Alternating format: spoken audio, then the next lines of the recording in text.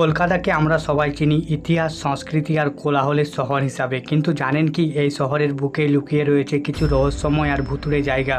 আজকে আমরা এই ভিডিওটিতে কলকাতার কিছু ভয়ঙ্কর ভুতুড়ে জায়গা নিয়ে আলোচনা করব। তাহলে চলো শুরু করা যাক। ফার্স্ট হলো কলকাতার ন্যাশনাল লাইব্রেরি, যেটি আলিপুরে আছে। কলকাতার ন্যাশনাল লাইব্রেরি শুধু বইয়ের ভান্ডার নয়, এটিকে বলা হয় কলকাতার অন্যতম ভুতুড়ে জায়গা। এই লাইব্রেরিতে রাত্রিতে ডিউটিতে থাকা অনেক সিকিউরিটি গার্ড শুনেছেন অদ্ভুত শব্দ, বইয়ের থাক থেকে বই পড়ে যাওয়া কিংবা ছায়ামূর্তির ঘুরে বেড়ানো।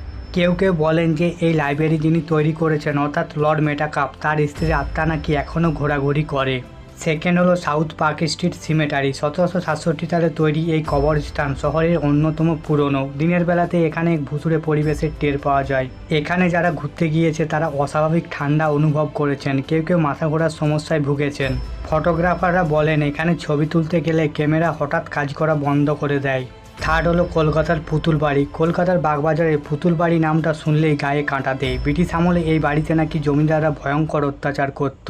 আজও রাতের বেলা বাড়ির জানালা দিয়ে নাকি ভেসে আসে মহিলাদের কান্নার শব্দ, আর ভাঙাচোরা পুতুলগুলো যেন তাকিয়ে থাকে দর্শনার্থীদের দিকে। 4 নম্বর হলো রাইটার্স বিল্ডিং। ব্রিটিশ আমলে তৈরি রাইটার্স বিল্ডিংয়ে বহু অফিসার কাজ করতেন। এখানে বিপ্লবী বিনোদ বিহারী দত্ত ব্রিটিশ অফিসার সিমসনকে হত্যা করেন। অনেকেই বলেন আজও রাতে ফাঁকা করিডোরে পায়ের শব্দের আওয়াজ শোনা যায়। তো বন্ধুরা, এই ছিল কলকাতার কয়েকটি রহস্যময় ভুতুড়ে জায়গা। আপনারা যদি কোনোদিন এই জায়গাগুলিতে গিয়েছেন তাহলে কেমন ফিলিংস অবশ্যই কমেন্ট বক্সে জানিও। আর এইরকম ভিডিও পাওয়ার জন্য লাইক এবং চ্যানেলটিকে সাবস্ক্রাইব করতে ভুলবেন না। ধন্যবাদ।